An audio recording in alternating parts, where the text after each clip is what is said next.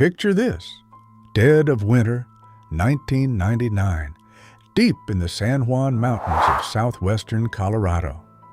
A wildlife biologist is snowshoeing alone through the spruce fir forest, following the faint signal from a radio collar.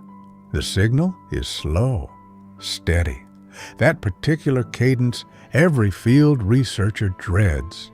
She finds the animal curled under a spruce tree, emaciated, still, its great tufted ears unmistakable even in death. It was not the first, and within days, the phones at the Colorado Division of Wildlife started ringing, and they would not stop. What happened next is one of the most remarkable turnarounds in American wildlife conservation, a program that nearly collapsed in its first season under a storm of public outrage and political pressure, quietly became something nobody had dared to predict, a genuine, self-sustaining success.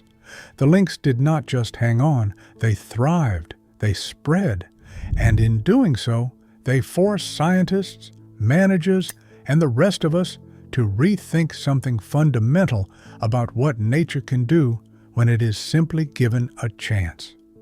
This is the story of Colorado's Canada lynx reintroduction, and the outcome no one saw coming. To understand how extraordinary the recovery is, you have to understand how completely the lynx had vanished. Unregulated poisoning, habitat destruction, and unregulated hunting wiped the species out of the Colorado mountains in the early 20th century. The last known lynx was illegally trapped near Vail in 1974. For more than 2 decades after that, no tracks, no sightings. The lynx, as far as Colorado was concerned, was gone. In the mid-90s, the Colorado Division of Wildlife began planning a major reintroduction. The target area was the high remote terrain of the San Juan Mountains, dense subalpine spruce fir forest, deep snowpack, and crucially, a resident population of snowshoe hares. Lynx rely on snowshoe hare as their primary prey, the single species comprising up to 96% of their diet. Without the hare, there is no lynx. The San Juans had both. The plan was on. For the first release in 1999, 41 lynx were brought from remote areas of Canada and Alaska, fitted with radio collars and released in Colorado's south-central mountains. Conservationists across the country watched, and then the data started coming back, and it was not good. 4 of the first 5 transplanted lynx starved to death. Animal rights activists loudly denounced the effort. Newspapers filled with letters of protest. There were immediate calls to shut the whole program down. "We weren't in this business to put lynx out to die," said researcher Scott Waite. The problem was timing and conditioning. The animals had been brought from the wild and released almost immediately in deep winter into unfamiliar terrain with prey at its scarcest. The division changed strategies, keeping animals caged a few weeks to fatten them up, releasing them later in winter when more prey was available. A simple fix, but it worked. Survival rates improved dramatically. Here is a question worth thinking about. If you were on the Colorado Division of Wildlife's team in 1999, watching those first animals die on the evening news, would you have pushed to keep the program going or pulled the plug? Comment your answer below, because the decision to stay the course is exactly what makes everything that follows so significant. Between 1999 and 2006, 218 wild-caught lynx were released. Each wore a radio or satellite collar. Each was tracked. The data accumulated slowly, season by season, and biologists began to notice something shifting. The animals were not just surviving, they were finding mates. They were denning, Breeding, which had not occurred prior to 2003, began, and once it started, it kept going. Over 100 kittens were born. Then came the moment that changed everything. A lynx born in Colorado gave birth to 2 kittens, the first documented case of a Colorado-born lynx producing offspring since the program began. The reintroduction was no longer just a transplant. It was becoming something native again. By summer 2010, all of Colorado Parks and Wildlife's benchmarks for successful reintroduction had been met. We concluded the population was doing well and self-sustaining, said researcher Eric Odell.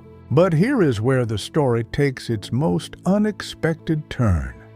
The biologists had designed the program around a core area in the southwestern San Juans, the idea being that if the animals could establish themselves there, that would be enough. A small managed population clinging to one mountain range. What the data showed instead was something far more ambitious. The lynx were moving. Researchers documented lynx on and adjacent to the Vail Pass Winter Recreation Area in the Sawatch Range near Leadville and in the San Juans near Silverton and Telluride. From the southern San Juans to the Sawatch Range near Vail is roughly 150 miles of rugged, high-altitude terrain. These animals were not staying put. They were colonizing. Colorado Parks and Wildlife now estimates 200 lynx in the San Juans alone, with more dispersed throughout the state, a number that exceeds what most early projections considered realistic for the entire program. The lynx is built for exactly this kind of dispersal. Its oversized paws function like natural snowshoes, letting it move through deep powder that stops most other predators cold. The cats are drawn to snowy, dense forests at mid-range elevations with healthy snowshoe hare populations. Colorado, it turns out, has far more of that habitat than anyone had fully mapped. While tens of thousands of lynx remain in Canada and Alaska, stable populations below the border exist only in Maine, Montana, Washington, and Colorado. Colorado's one of 4. That is the full list, and it got there through a messy, doubted, publicly criticized effort that nearly ended in its first year. What does this tell us? It tells us something important about how we model wildlife recovery and how often we underestimate what ecosystems can do once the pressure is lifted. The scientists who designed this program set conservative benchmarks. They aimed for survival, then reproduction, then self-sufficiency. They did not dare model for range expansion, for multi-generational dispersal, for a population that would essentially rewrite its own geography. And yet, that is exactly what happened. In 2014, state biologists launched a 10-year monitoring study. Researchers snowmobiling nearly 500 miles each winter, setting cameras, laying scent lures made of beaver castor and catnip oil. It's just a house cat scaled up a few hundred times. That's all it is, joked lead researcher Jake Ivan. The humor is appropriate because the lynx does not read the models. It just moves. It follows the snow. It follows the hare. The program gave it a foothold. Nature did the rest. The story is not without complications. Climate change looms large. A warming climate compresses the high-elevation snowpack lynx depend on, and expanding recreation and highway traffic threaten the cats. The future is genuinely uncertain.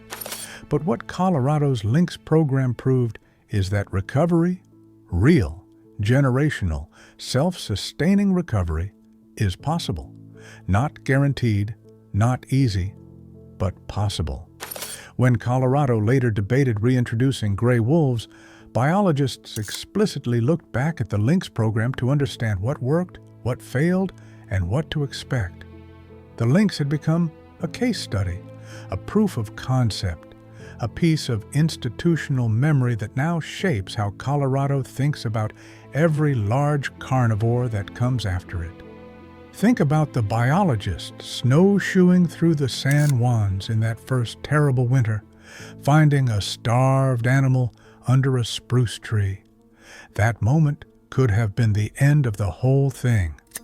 The outrage, the political pressure, the grief, all of it pointed toward stopping.